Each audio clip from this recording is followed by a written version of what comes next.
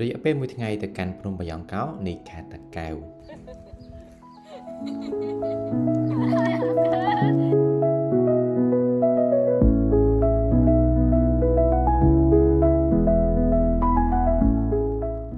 ម៉ោង6ព្រឹកចេញដំណើរពីភ្នំពេញតាមបណ្ដោយផ្លូវជាតិលេខ2ឆ្ពោះទៅកាន់ទីរួមខេត្តតាកែវដែលមានចម្ងាយប្រមាណជា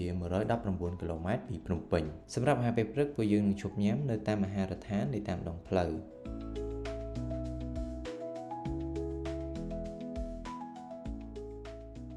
ម៉ោង9កន្លះគឺយើងបានទៅដល់ភ្នំបាយ៉ង់កោហើយនៅពេលដែលយើងទៅដល់គឺយើងត្រូវដើរថ្មើរជើងឡើងទៅកាន់លើភ្នំប្រហែលជា30នាទីការធ្វើដំណើរឡើងទៅកាន់ភ្នំបាយ៉ង់កោមានសភាពជាឡើងចំណោតហើយកន្លែងខ្លះក៏ជា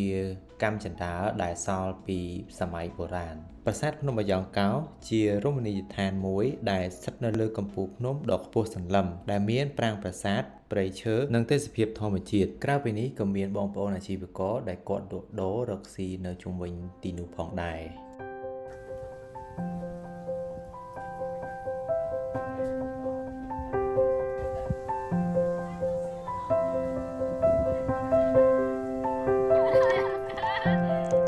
เอาไปจะเอา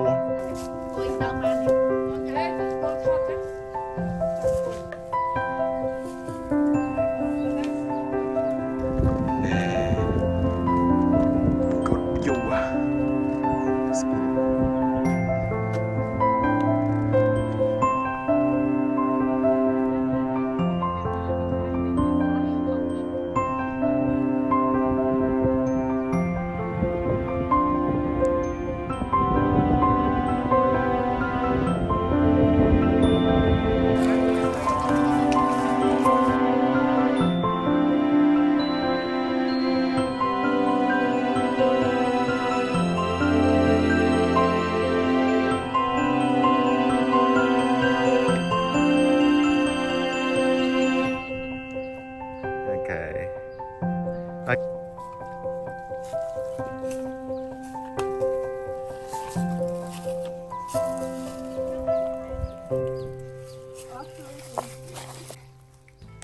Look at that guy.